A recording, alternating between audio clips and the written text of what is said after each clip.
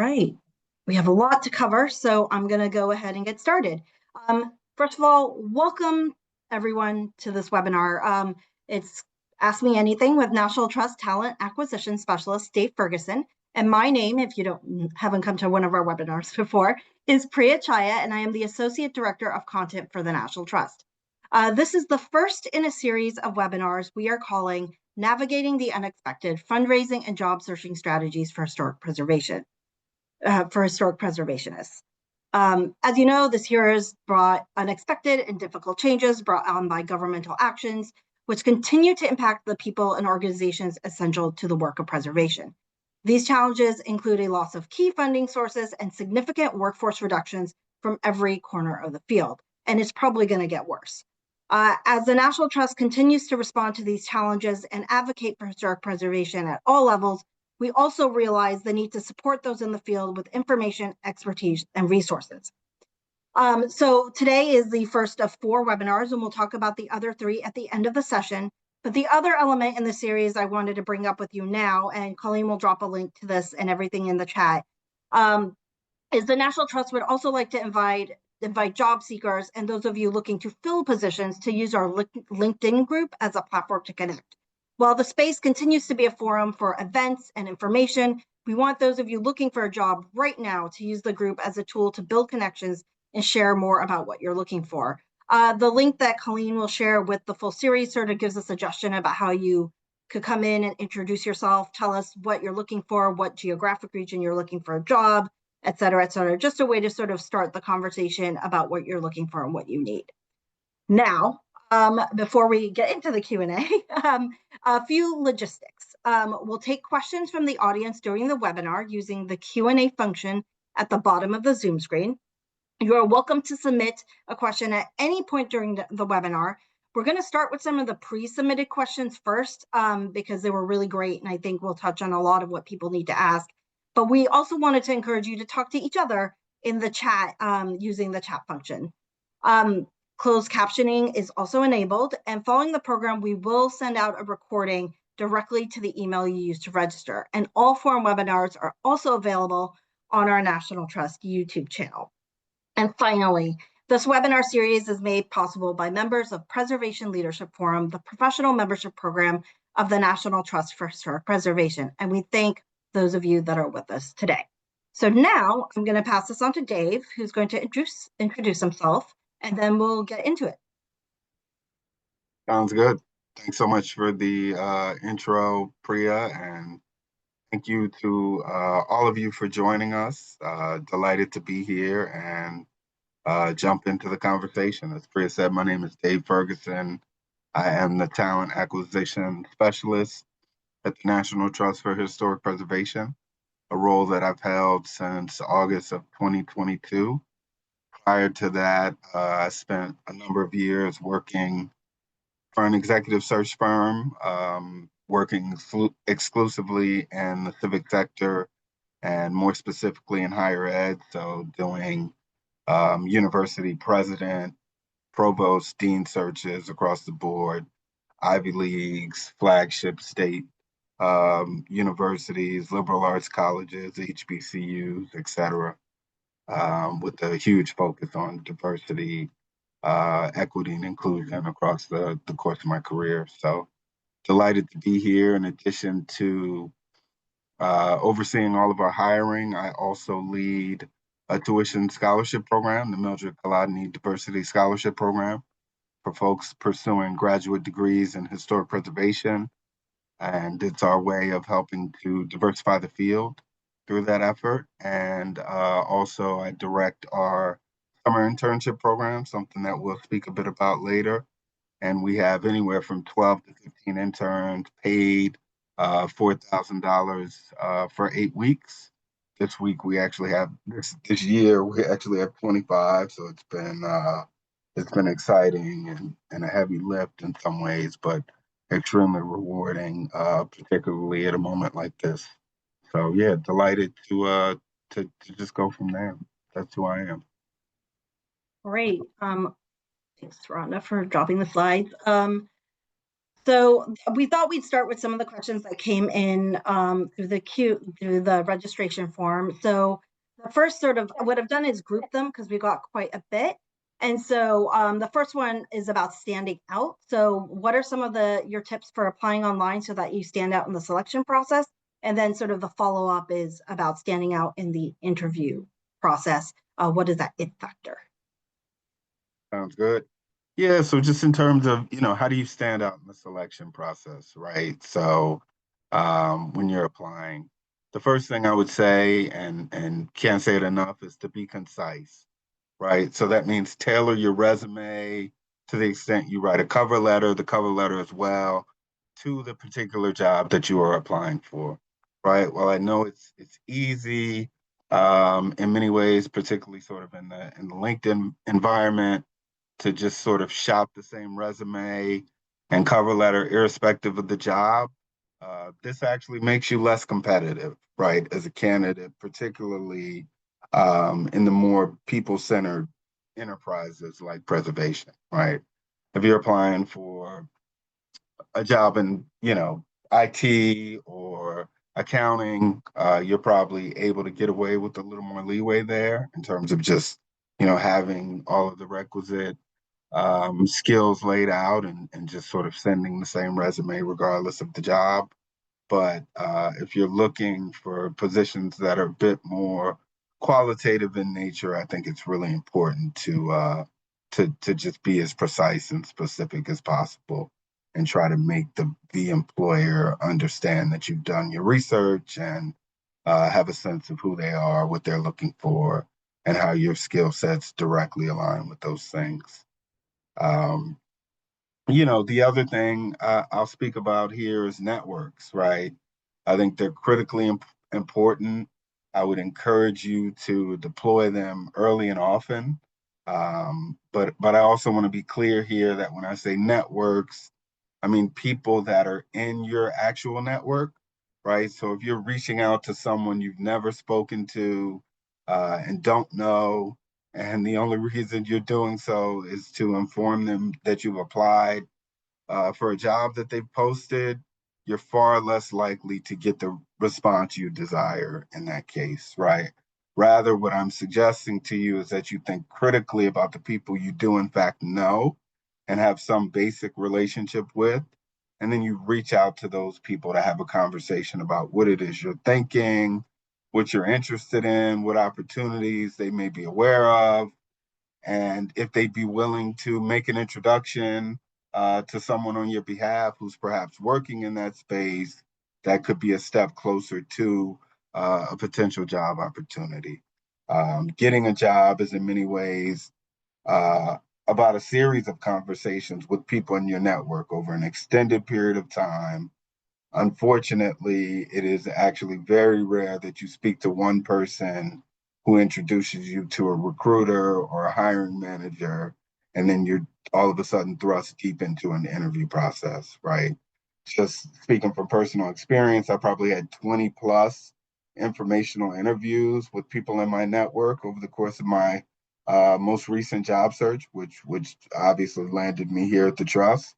I was a finalist, as unbelievable as this is, even to me, all this time later, for 9 different jobs before I landed at the Trust. I don't say that to scare you in any way.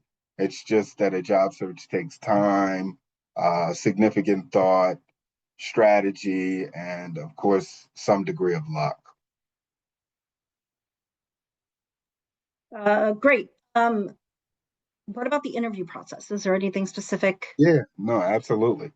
So in terms of the interview process, I would say start with um, developing knowledge of the organization, right? That's one of the easiest ways to sort of stand out um, in a pool of candidates. In some cases, we have 50 applicants for a job here. In other cases, we have 1,000, right? So just when you think about those kinds of numbers. And I'm the one recruiter, right? So I'm the person that is by and large looking at all those applications.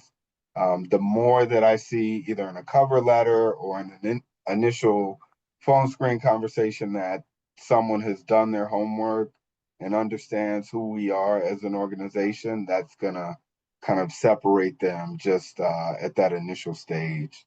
So from there, I would say again, be concise in terms of your answers. They should be thoughtful, but again, very concise. And more specifically, provide answers to the actual questions that you are being asked, right? Which is to say, someone asks you a question about X, don't um, go on a diatribe about Y because you don't have an answer to the question about X, right? That's sort of going to be a red flag and something that is not going to endear you to the recruiter or the hiring manager or someone else in the interview process, right?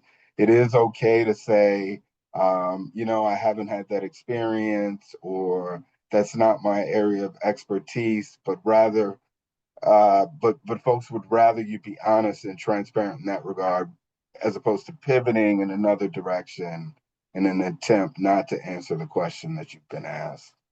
I'd also, recommend that you have a number of compelling and relevant past examples of what you've done that are, you know, aligned with what the role entails, right? And provide as much detail as possible.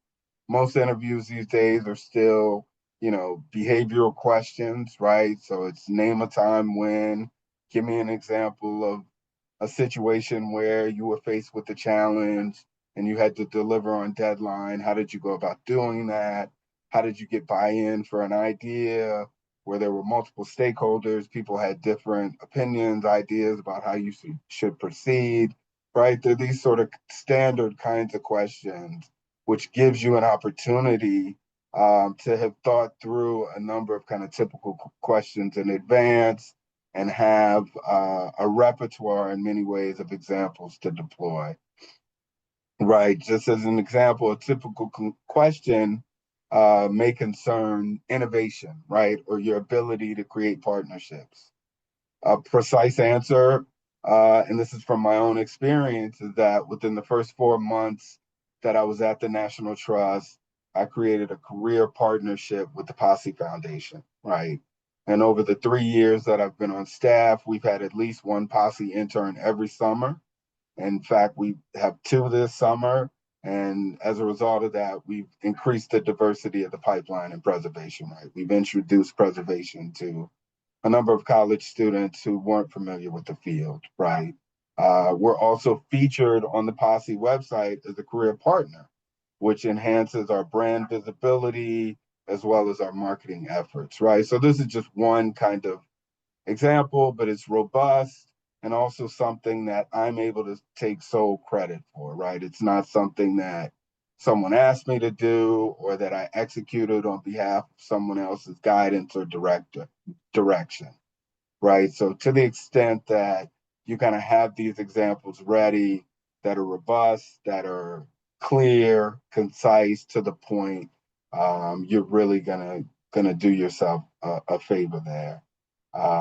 And then, just following up on that, to the extent that you can share examples of instances where you took initiative rather than simply followed orders from others, I think the better you'll come off, right? That said, I do understand that a number of roles don't allow for a high level of independence and decision making at times. Nevertheless, if there are opportunities to ideate and chart your own course, that spirit and those kinds of stories are really valuable when you're interviewing. So those are just a couple of tips on sort of interviewing. Excellent, Dave. So the other element of this process, and we started talking about in the section about making yourself stand out and things like that, is your resume and your CV, right? So the two questions we sort of got that came in was, how do I navigate this tight market, and how can I stand it when it comes to my resume? Like, how do you show that in the actual materials you send in? And then, because part of the reason we're doing this is because of the reduction in forces across the federal government, another question is, how do you transform your resume from a 7-page resume to a 2-page one? Because for those of you who have ever tried to apply something in USA Jobs, they like long resumes that include keywords, and there's a whole special process around that. And we did actually a submitted question about applying for USA jobs, and I don't and how what those special techniques are for USA jobs, but I would say to that person, we'll try and find some links to put in the follow-up email for that, because applying for USA jobs is a whole other process. And if you've been paying attention to the news, a lot of that is also changing. And so I don't know if we are necessarily equipped to answer the USA jobs question right now. We can ask for outside government job searching. So I just wanted to speak to that question in the chat. But if you can answer the other stuff, Dave, that would be great. Oh, no, absolutely.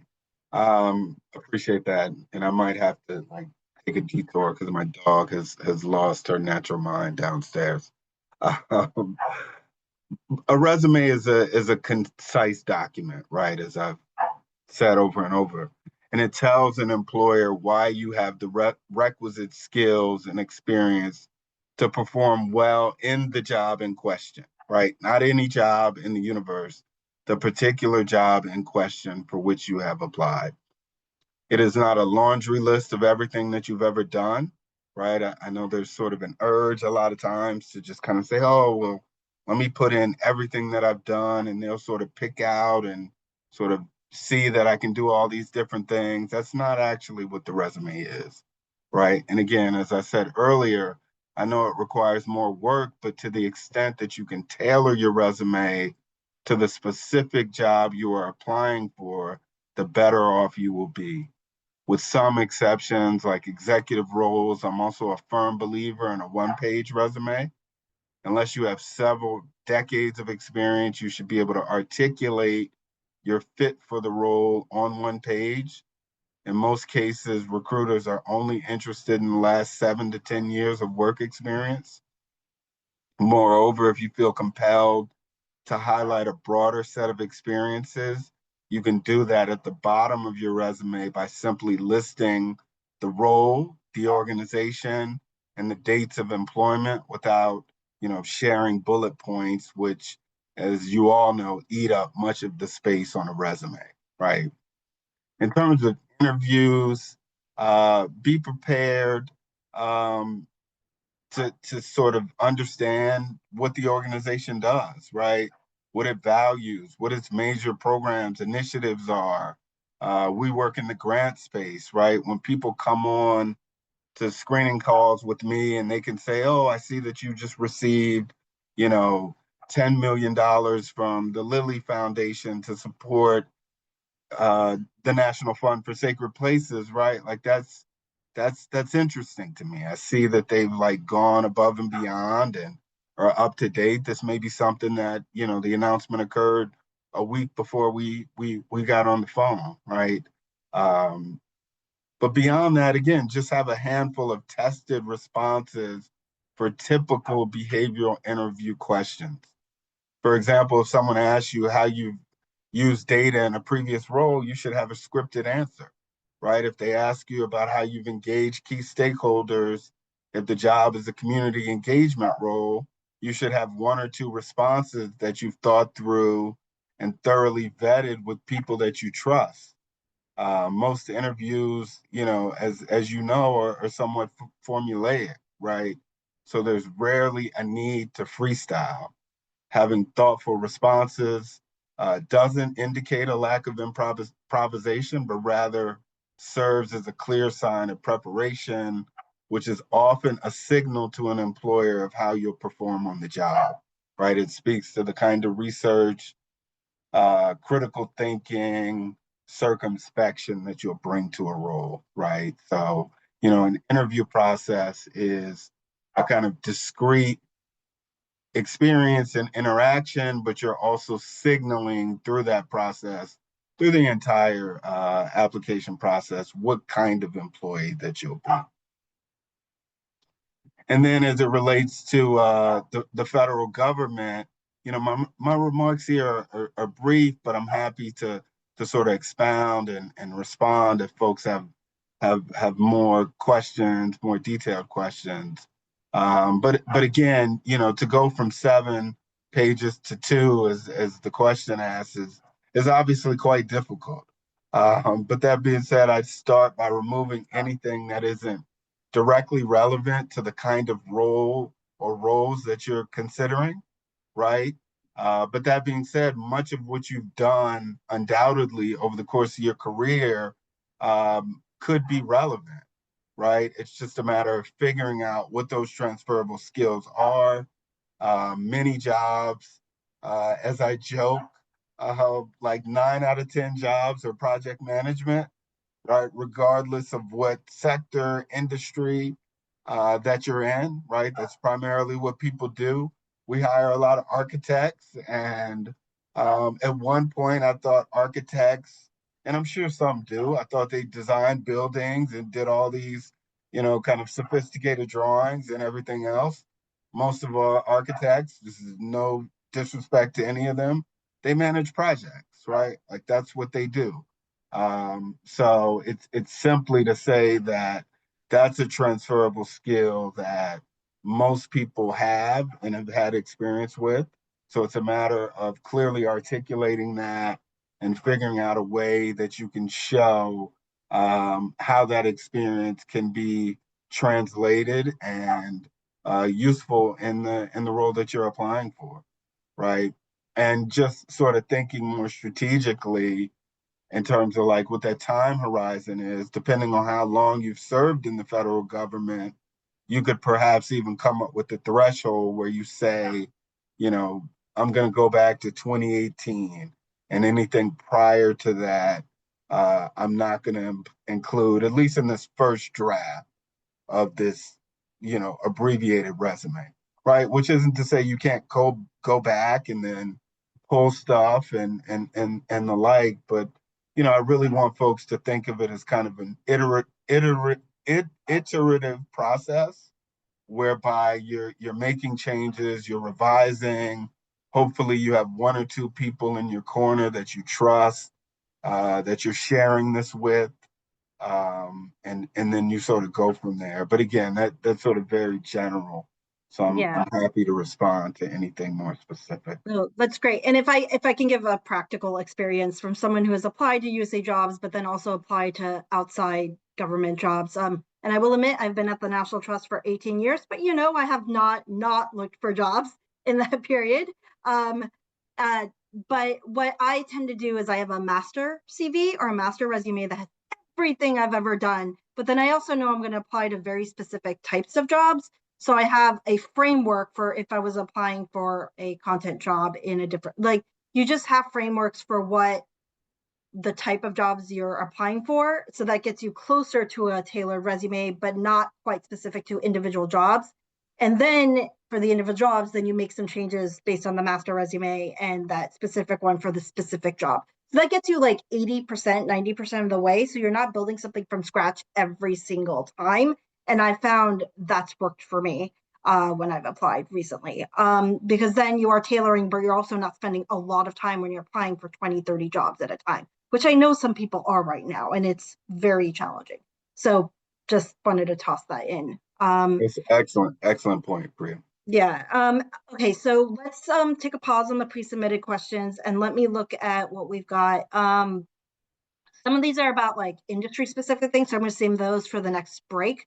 But because we're in this space right now, you answered the question about informational interviews a little bit, but if you can elaborate a little bit more about getting an informational interview Yep. with the companies that you have interest in and talking about the practical nature about how you go about doing that, if you should, Yep. that's sort of just a little bit more detail. Yeah, no, absolutely. Great question. Um, you know, just obviously for maybe folks that maybe aren't that familiar with the information on interviews, it's essentially a way for you to learn more about an organization and a role that a person may hold within that organization, right? So in a perfect world, you reach out to someone. I mean, I've been fortunate because of kind of all the jobs that I've had and how long I was in grad school. I have a pretty broad network, so it's rare that I'm cold emailing anyone, right? So it just means I have friends that work at at Google and Facebook and Amazon and Mellon and, every university that you can think of, right? So I'm able to reach out to a person in one of those spaces and say, hey, I would love to learn more about what it is that you do as a frontline recruiter at Google, right? So then they set up a time, we come up with 30 minutes, and I essentially ask them what they do every day, right? What's the nature of their job? What do they find enjoyable? What's challenging? How did they get to where they are? And the like. And much of my job search, I mentioned I was a finalist for 9 jobs, which is almost like the uh, always a bridesmaid, never a bride sort of thing. But um, a lot of those jobs that I was a finalist for began with me having an interview with someone that I knew, right? And then that person ultimately shared my resume with the hiring manager, and then that sort of got the ball rolling, right? It's more challenging when you're doing that with people that you don't know, which isn't to say you shouldn't do that, right? People do that to me. I mean, they reach out to me all the time and ask for some of my time. And to the extent I have it, I try to give it to them. Um, it's a little, you're likely to get a better response when you're doing that outside of the confines of a particular job, as I think I may have mentioned earlier, right? So it's just easier to do it when you haven't already applied for a job because it just looks overly opportunistic when you're doing it when you have an application that's already in a portal, right? Because there are 30 other people that have sent me the same email saying, hey, Dave, just wanted you to know I applied and would love to find a time for us to chat about my qualifications. And the sort of joke that I always sort of say to myself is, well, that's what we call an interview, right? And that's what everybody else who's applied is looking for. So, I think, again, to the extent, and I know it's challenging, but I've also been there. I was on the market for a year almost before I landed at the trust, right? So I know what it is to be looking for a long time. But that being said, I think part of it is really doing that due diligence, understanding things are not going to happen overnight. The market is tight, but figuring out ways to connect with people where there isn't a job at stake, right? Just that curiosity, because it's not to say that because there's not a job at stake, you've reached out to someone who's with the Charleston Historical Society, just as a sort of hypothetical, that it's not to say that that person can't then connect you to someone who is working in historic preservation in Baltimore, Maryland, live, and then you have a conversation with that person, and then lo and behold, they're hiring, right? So you just kind of have to think a little more expansively and a little less transactional in certain ways about that process. Great. And again, I'm just interjecting myself in random places here, but I would use your LinkedIn connections because that's actually something that didn't exist when I was getting started, especially if you're early career.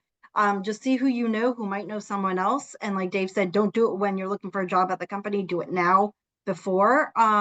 And then also just to give an example of how I got to the National Trust, which is an example of networking, is I graduated from my MA program, didn't have a job, but I got an internship with the National Park Service. And one of the things that they do in DC is connect interns from different sort of history spaces with each other. And so Dave's predecessor, David Field, was the intern coordinator for the National Trust. He held an event for all the interns in the field at a house.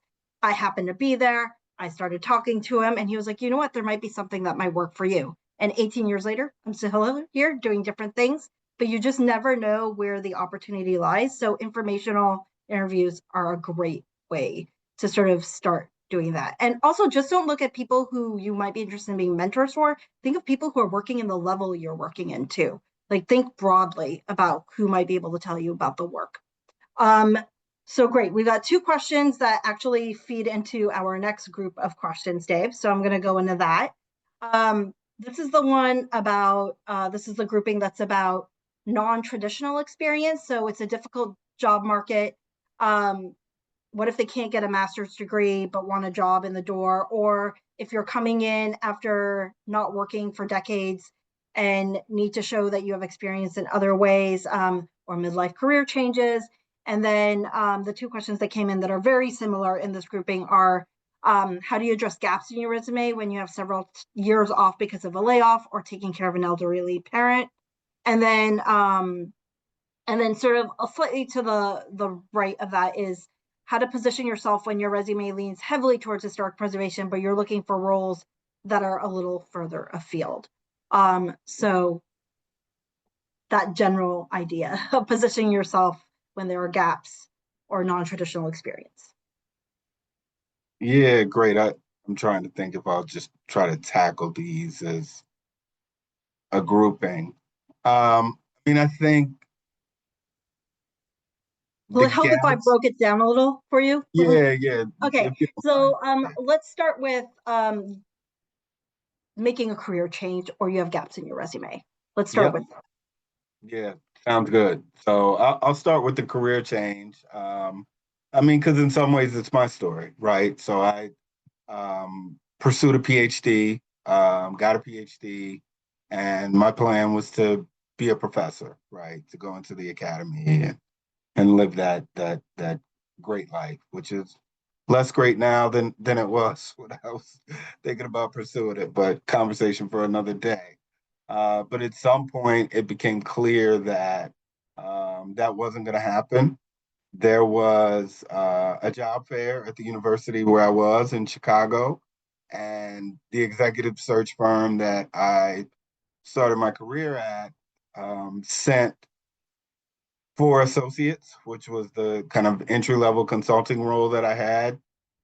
Two of them actually had PhDs, right? So they sort of were able to see what I had done and how the skills that I had acquired pursuing my PhD, doing other things on campus, would be transferable and helpful in the executive search environment, particularly because we were so heavily focused, the firm was on higher education, right?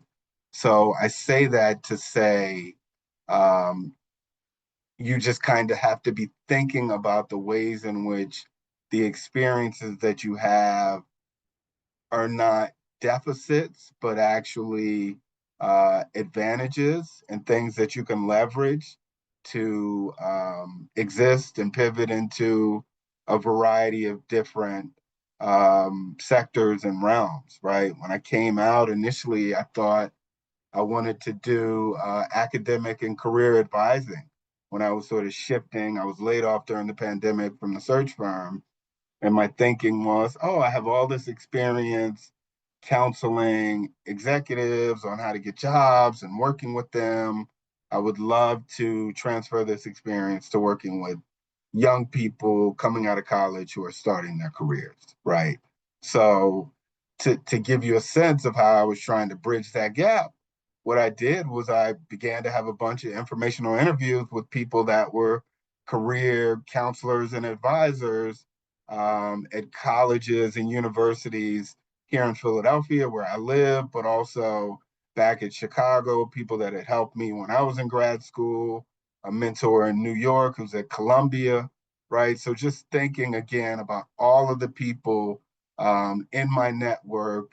And then inevitably, this is sort of the advice they give you when you go into an interview or when you um, are hosting someone for an info interview, that every time you speak with someone, you should introduce them to at least one person, right? So as a result of all of those conversations, I was being introduced to other people that I didn't know, but because they were being introduced to me through a connection that I had, there was a certain credibility, which meant they were more likely to respond to my email and set up a conversation and all the rest of that, right? So I think again, a huge part of the process and how you think about these gaps is to um, figure out ways to connect with what you've done with what you want to do in the future, and also they're just kind of a part of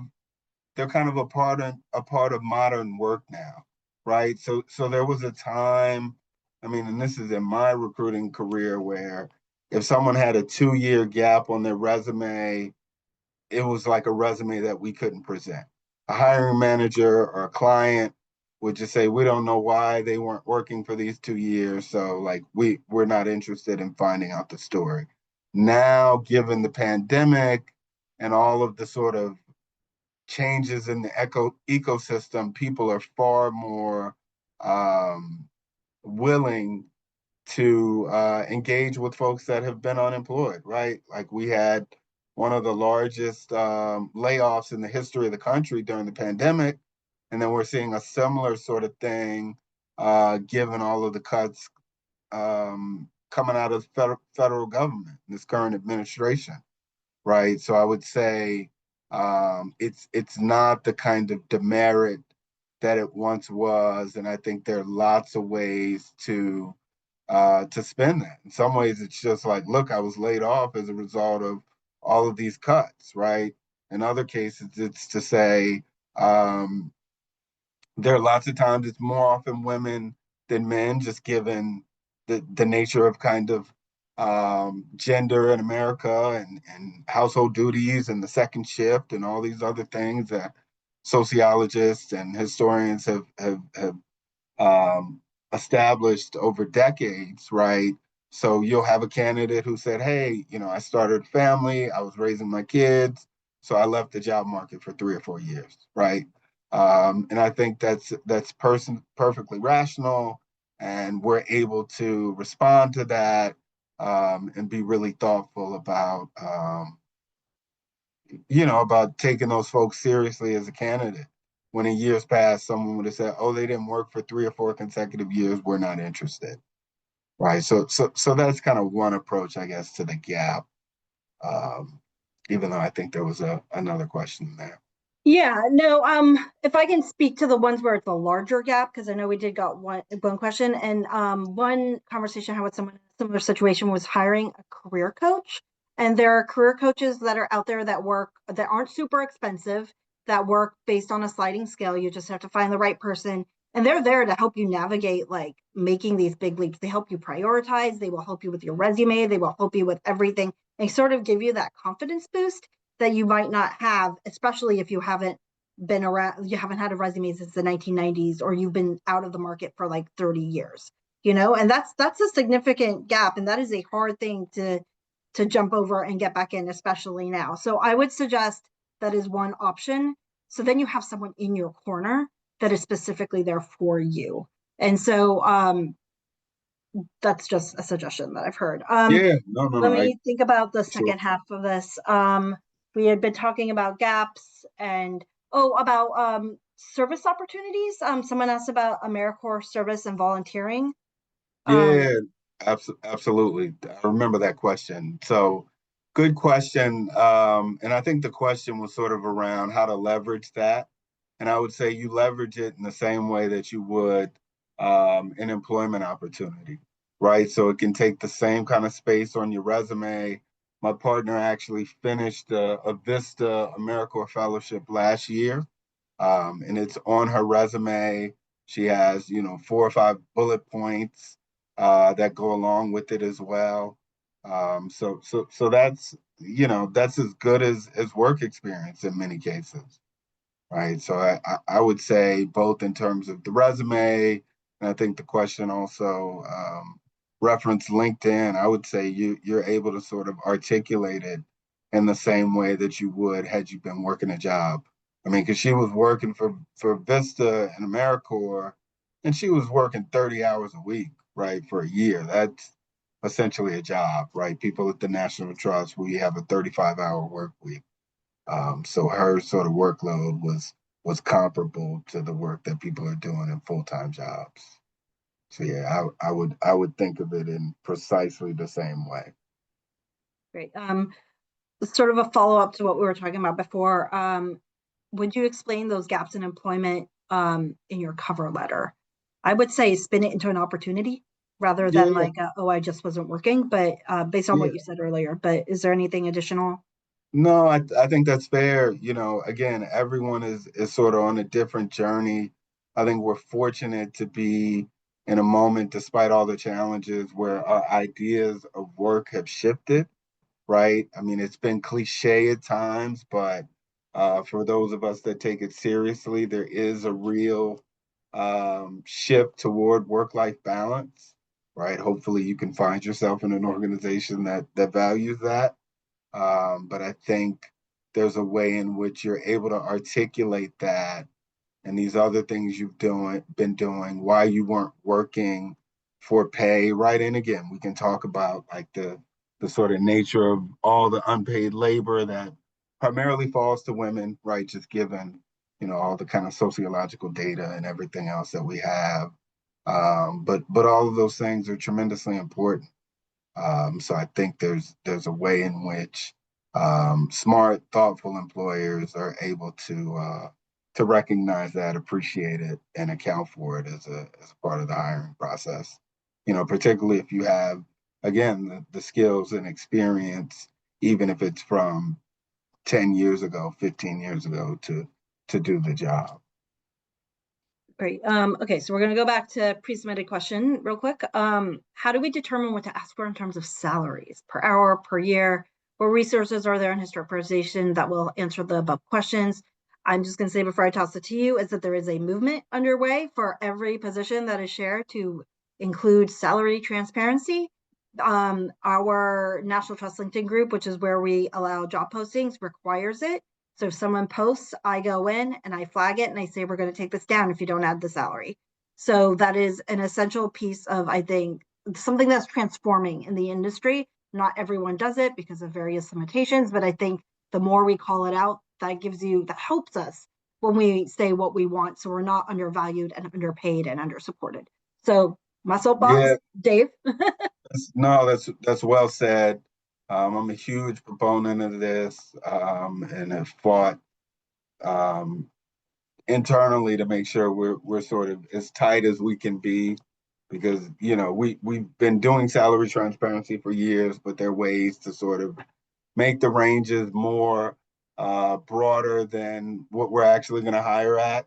I mean, this is generally. I'm not speaking for the trust specifically, which I think is misleading. Some of you, I'm sure, have have uh, have experienced that where you look at a job and they say the range is 80,000 to 180,000.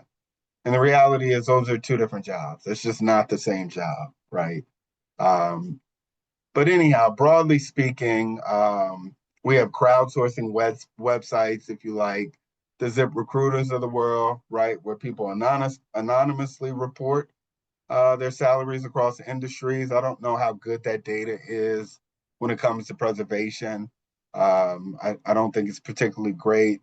On a more sophisticated level, there are surveys and other professional publications that do a good job of providing fairly accurate data on how much people make across a range of industries. In some cases, you have to pay to access this data, which is why they are most often used by employers as a way of benchmarking their own salaries.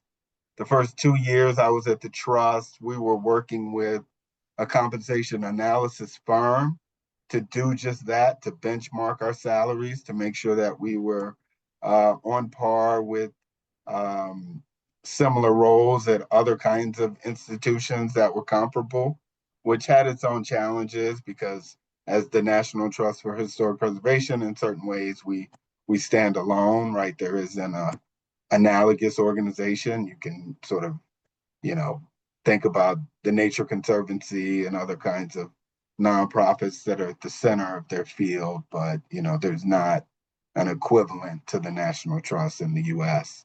But that being said, lastly, and perhaps most importantly, to Priya's point, we've really seen a shift in the nonprofit realm towards salary transparency in recent years. Again, at the trust, we post a realistic salary range for every position as part of the job description. I'd argue perusing our listings and those of other nonprofits in the preservation space is probably the best way to get fairly up to the minute data on what the relevant salaries are for various positions in the field. Preserve Net is again a helpful source as they post ranges for almost all of their positions. Furthermore, a number of states, including New York, many others, have enacted laws requiring employers to make public the range for their positions. Lastly, cities are actually quite transparent on salaries. And for example, you can pull up all the DC or Boston historic preservation planning salaries for the entire staff as it relates to their respective roles as a guide. Mind you, those figures will be among the highest in the country given the cost of living in those cities.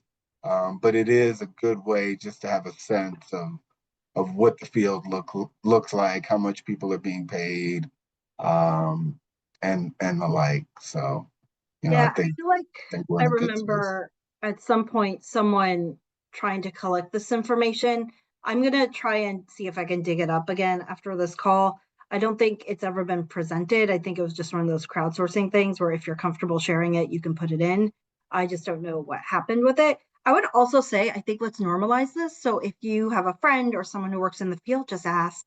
Like, I think it's important for us to normalize asking people so then you have that comparison. Obviously, like make sure you know that I feel like it's like any networking, make sure you know the person appropriately to ask, but like it's not someone you might who might be doing the hiring, but just there are ways for us to do it. And I think it's important to normalize asking people. Yeah, and I see Just someone just put this in the chat. So thank you for that, Sarah, thank you. Sarah. I knew it was you. Appreciate Yeah. you so much. I will make sure that is in the follow-up email. Great. Okay, so let's go back to let's see what's in the chat. We did have some questions about the field, and so I'm going to try and summarize them. I think the best one is are there specific skills or focus areas in preservation that are likely to grow in demand or remain evergreen in the in relevance as the industry evolves? I don't know if you have any tips or strategies on how to figure out what that is and how to get ahead of what might be happening in the field so that you're prepared. Yeah, no, I think that's a good question. I mean, I'd say it's fraught right now because, had you asked me 6 months ago, I would say, um, all of the things that our African American Cultural Heritage Action Fund is doing, all the ways in which we're highlighting the stories of underrepresented groups over the course of history and bringing that sort of history to the fore. I would say all of those things would be spaces for growth. And we've certainly seen the support from the foundations. But I think with the retrenchment of the federal government and outright hostility to sort of telling the full American story, which has long been the National Trust mantra, I think it's a little, um, I think it's harder to say um, where the growth opportunities are going to be moving forward as it relates to preservation, right? Their development, obviously, there's always going to be a need for that. That need is going to grow because, you basically have a federal government that's closed for business, right? So that just puts more pressure on foundations and individual philanthropists and the like, right? So I think, there's going to be more of a need for people who can raise money at a high level for preservation, just because um, the money's just not coming from anywhere else, right? We don't sell products. We don't make Apple computers that we can produce for um, I don't know what they produce Apple computers for, $100, whatever it is, and then sell them for 1,000. So we're in a different a different world in that regard. Yeah, and I would also just tell this individual, like, join like historic preservation professionals on Facebook. Make sure that you're tapped into what's going on in the field, and reading things across like the industry, like publications, so that you know what's going on. I would say, despite what's happening at the federal level when it recurs to climate change, those jobs will be will be needed. So always making sure that you understand sustainability and that sort of stuff is important.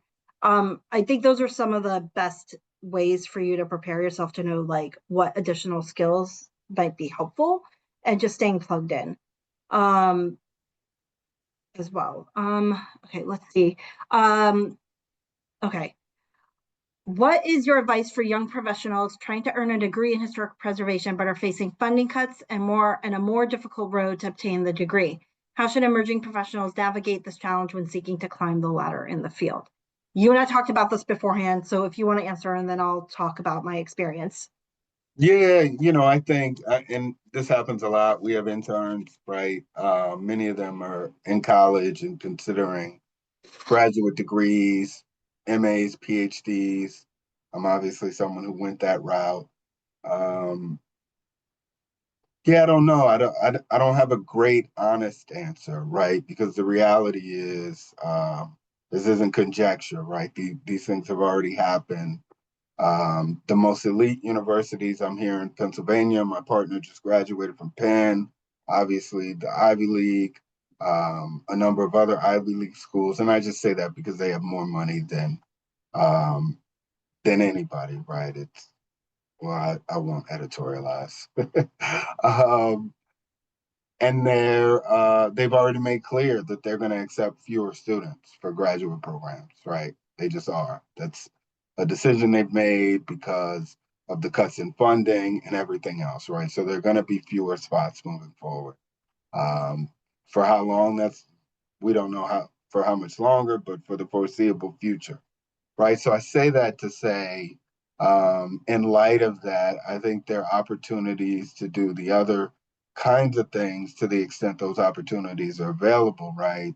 To intern with the National Trust, right? To sort of figure out what preservation is in all these other spaces. There are people all over the country. There are historical societies.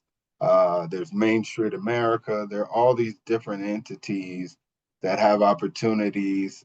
Again, we sort of talked about volunteering and sort of the structural challenges and imbalances vis-a-vis race and class in terms of who has the luxury of volunteering versus people that really need gainful employment. But I think, volunteer opportunities are just going to be more useful and more important as we attempt to navigate these next few years, right? Just because, again, there's just not a way of creating more jobs when there isn't the money to do so, right? So that's just something that we have to be realistic about. It's not to be a Debbie Downer or negative in any way, but it's just to think about other kinds of ways of getting a foothold in a field, right? A lot of these places, again, because they're going to have to cut staff in many cases, so they're going to have more opportunities for volunteers. They're going to look for folks that maybe are willing to step in and fill some of those gaps. Which isn't to say that master's programs are going to cease to exist tomorrow, because they're not. They're still accepting applications. I just know that there are going to be fewer spots. My partner just graduated from the program at Penn. We had two Kolodny scholars, which is our diversity scholarship, who also graduated with her in May. And I just know the classes and the cohorts are going to be smaller the next couple of years. Yeah, and this the sort of the common advice that I give is, I am probably like so many of you that historic preservation, and I'm a public historian by training, was my dream job, right? So when I graduated from grad school in 2006, I was like, this is what I'm going to do. I've worked internships, I've done part-time jobs, I've done all this stuff to get myself into the field, and I got very, I wouldn't say lucky, but I happened to get this job at the National Trust that has sort of stuck with me. for 18 years. And part of that reason is at a time when I would have jumped, which would have been 2008, we hit a recession. And so the opportunities to go somewhere else were limited. And I had so many friends who lost their jobs or weren't even able to get a job in the 2 years since they graduated, that they struggled. And what we sort of talked about is, what does it mean to be a public historian and a historic preservationist outside the field? What of those skills are transferable that we can use in another place for a little bit of time and then take that and bring that back? I know that feels like you're giving up on something, but I don't think that is not failure. That is just finding a different way to do what you love and to do the work that you know is important to do in this country at this time. And so that's sort of my general like soapbox speech, is that it is okay to take your experience and your work and do something that is a little bit outside of the field for a little while and then come back. But just make sure you're plugged in by doing different things in the field. It's totally possible to still be a historic preservationist and a public historian, even if you're doing something at a bank or if you're doing something in a space where you're doing communication related material. And I will also say that my job has evolved over time. Like, I walked in the door thinking I was going to do public programming at a historic site, but now I write content and develop marketing materials for the National Trust, and you never know where life will take you. And so just being open and flexible to opportunities that let you do the work you love in a different way will always be great. So that's that. So it is 2:58. There were two, maybe if we can answer really fast these two questions that I think are general enough that are important to ask. So the first one is, how should a job applicant answer the salary requirement on an application? Because if you say, I'll discuss it in an interview, often they're disqualified. So really quick, if there's a suggestion you have about that. Yeah, no, absolutely. I mean, to the extent that the range is posted, I advise people um, to request the top of the range. There's never a point in time in 3 years here, and even in the other work I was doing, where we're going to disqualify somebody because they asked for the most money. Because to do anything else, you are essentially putting yourself at risk of being offered less money than you would otherwise. Um, to the extent that the salary is not posted, I think you do your best to um, search whatever available data is out there to get a sense. I think it's fair to also ask what the range is, even if it isn't posted. Um, and I think it is also okay to say it's negotiable. I mean, it's not to say other people don't have a different philosophy. Maybe that's where the AI comes in. We don't use that. I don't use it, but I've never excluded someone because they put salary negotiable. So, again, I hate to sort of say, if you're dealing with an organization that's doing those kinds of things, it's probably not the kind of organization you want to work for, in a day and age where people are clamoring for jobs. But I just think those things are unethical and just reflect poorly on an organization. People should have as much Yeah. sort of leeway and flexibility to advocate for themselves. But yeah, people answer all the time when we ask salary negotiable.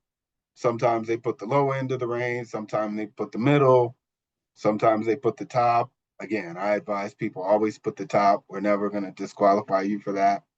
And you've just given yourself a better place from which to bargain and negotiate. And then the last question, and I know we're at 3 o'clock, just bear with me. We have a couple of things we want to tell you about after this. But why a lot of the job listings ask for 3 to 5 years experience, but if you're just graduating, you might not have that experience. And I think the answer is something we've been saying all along, is how do you define what experience is? As a graduate student, you will have done internships, you will have done projects, you will have done stuff It's like that flexible. too. I mean, even undergrads, right? I'll be honest. We've hired people with that 3 to 5 experience in the job description who have been out of college for a year, right? They've maybe worked a job for a year. But they've done things while they were in college, right? This was kind of to the point I think maybe you raised earlier, right? Like every experience that you've had has formed you as a professional, right? The technical kind of skills and details of the job may be different, but by and large, as I joke, every other job is project management, right? So to the extent that you can manage a project and deal with timelines and work with other people in a way that is collegial and collaborative, I think you can sort of get the technical training within reason on the job itself. Great. Thank you, Dave, so much for taking the time out of your day. I know you've got all those interns to manage. I really appreciate you coming in and talking to Yeah, no everyone problem. No problem. and jumping in. So we just have a few follow-up things. Bron, if you can go to the next slide, that we wanted to tell you about. And we will share all this information in a follow-up email and the links that were shared in the chat as well in an email. It takes about 24 hours for me to get everything up on YouTube and share it out. So just keep an eye out for that. But we have two sort of conferences coming up, Path Forward in Milwaukee this September. And then we're hosting our annual-ish National Preservation Law Conference on Wednesday, November 5th here. And that's here in Washington, D.C. So I'll share both those links in the chat. Next slide. And then, as I mentioned, this is part of a summer series of webinars related to fundraising and job search. So the next one's going to be July 17th about kickstarting a fundraising program as a staff of one. We're going to have grant writing strategies and then leveraging LinkedIn for stronger online networking with Dave again in August. And then we also have on July 16th, as part of our regular programming, an advocacy update and what can you do now with our government relations team. So all of those you can sign up for on the upcoming webinars page, which we'll also share the link for. And then, as always, we know what's going on in the world. There's so many places where historic preservation is being impacted by federal government actions, by the Trump administration, and even the budget reconciliation process.